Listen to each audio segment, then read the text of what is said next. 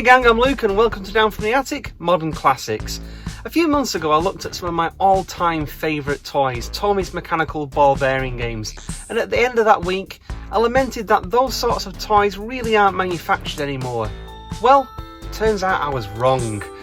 Whilst on holiday in Orlando for Halloween last year, I went into Target and natural for me, I went over to the board game section, and nestled amongst the board games was this. This is the Spin Master Revolution Runner, a brand new mechanical ball bearing game. My friends will back me up on this when I say it. When I saw this on the shelf, I let out a little of excitement. A brand new ball bearing game! I had to get this. I didn't care if I needed to buy a new suitcase. This was coming home with me.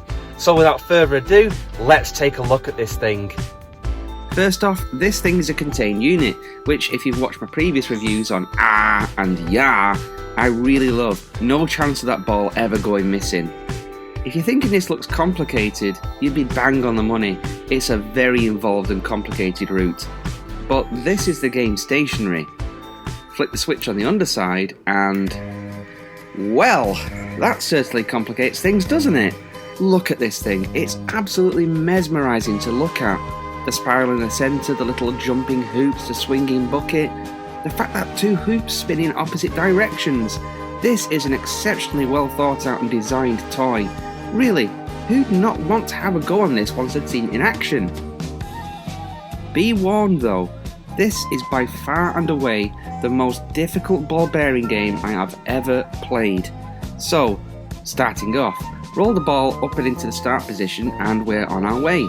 You'll have to forgive me with certain camera angles as I film this, as the whole board is constantly rotating. It's going to be difficult to film this one. One thing to point out before we start is that the rotating discs spin over holes underneath each ring. Holes that your ball can quite easily fall through, so timing is absolutely crucial on this. Having said that, let's begin. Follow the path carefully along, avoiding the holes in the board, and spin through these 4 propellers. Then back along the way you came, avoiding the holes again, until you reach the end of the path. You need to jump into the yellow ring now, but only briefly. It's this section here. Pretty narrow window for getting it right, huh? Well, the game has a brake for the spinning, this little yellow button, and you'll need to time it so the paths line up correctly. Jump into the yellow ring and back out into the blue ring to continue. The next bit is extremely tricky to do. You need to flip the game physically and roll the ball bearing on the underside of this green bridge. Yeah, damn tricky. And you're flipping this whilst trying to hold the brake button. This is some serious hand gymnastics here.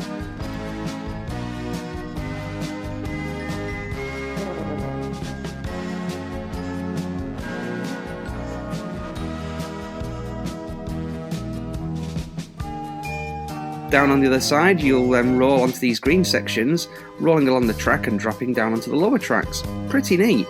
Follow the path again, avoiding the holes, and climb up to the bucket and land inside it.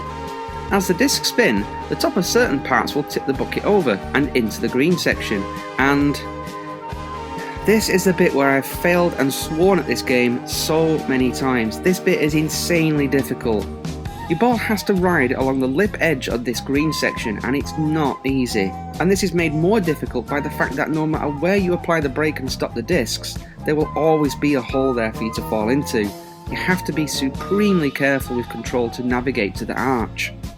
Using the brake again, align the green arch with the yellow arch, and then get into the yellow section proper. Follow the path along and navigate through the pegs and the steps. There's ample opportunity to cock up and fall through holes. Now up to this dead end. This is another part where you have to apply the brake and carefully rotate the whole board and navigate. The amount of times I have fallen here. The trick here is to lean the ball against the clear dome. It's much easier.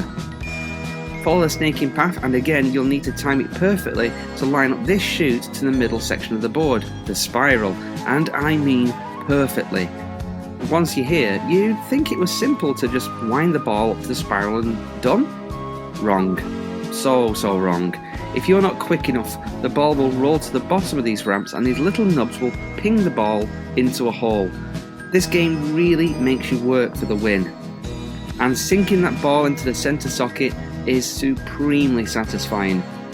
This is not like Screwball Scramble or Kongman, where deft practiced hands will get you around the maze in a few minutes.